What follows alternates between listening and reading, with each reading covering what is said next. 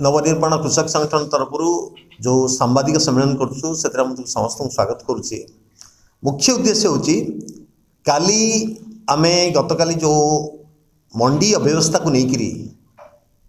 जो विधानसभा सामना रे धान नहीं जो विक्षोभ होता धान कटनी छटनी नहीं धान अवस्था पकईकी जो विक्षोभ होता तार मूल कारण थिला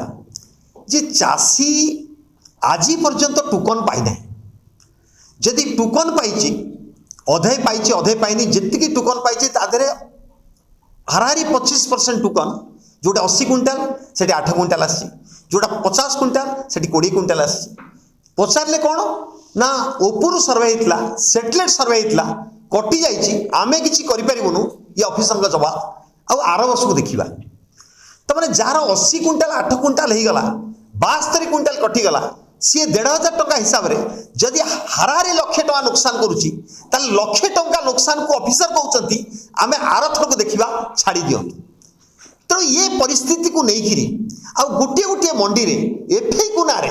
जो कटनी छटनी हो माने एफएक्यू माने प्रथम कथा ग्रेड ए धान नाही ओडिशा रे ग्रेड ए धान नाही 20 टंका जो अधिक दियंती जो 20 टंका 2369 जगार 2399 टंका दवा कथा से ग्रेड ए धान नाही जो ग्रेड ए धान रे जे जोटा निर्दिष्ट 2.5 जो तार ये अच्छी जो सरु धान तादरे मोटा धान 6% मिसवा कथा से काटी देले तापर जो 17% मॉइस्चर सहित 10% 5% आसीबो जे कि तार डिस्कलर आसीबो 3%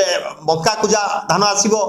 1% माटी गोड़ी 1% काठीकुटा आसीबो ये मिसिक 10% एफएक्यू हटे माने जेते ऑफिसर को जेते लोक पचारुची जो माने तार अधिकारी अछंती आरएमसी होंतु आरएमसी हेड होंतु जे एफएक्यू अर्थ कोन एफएक्यू होची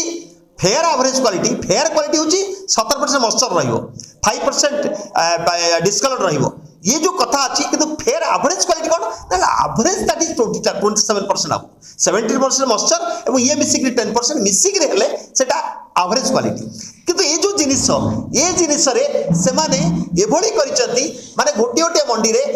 5 केजी 8 केजी रु मयूरभंज रे 15 केजी पर्यंत काट तेणु ये जो 15 केजी काट हम 5 केजी 8 केजी माने गोटे गोटे मंडी रे गोटे गोटे डिसाइडेड गोटे गोटे जिले में डिसाइड गोटे गोटे पंचायत रे हाराहारी 10 लाख रु 15 लाख लुट होची गोटे गोटे जिले में 50 रु 60 कोटी 70 कोटी पर्यंत लुट होची हाराहारी 3000 कोटी रु 4000 कोटी पर्यंत लुट पूरा ओडिशा रे होची केवल एफएक्यू ना रे काहे के होची कोन पे होची चासी काहे सहीबो आर जवाब नाही।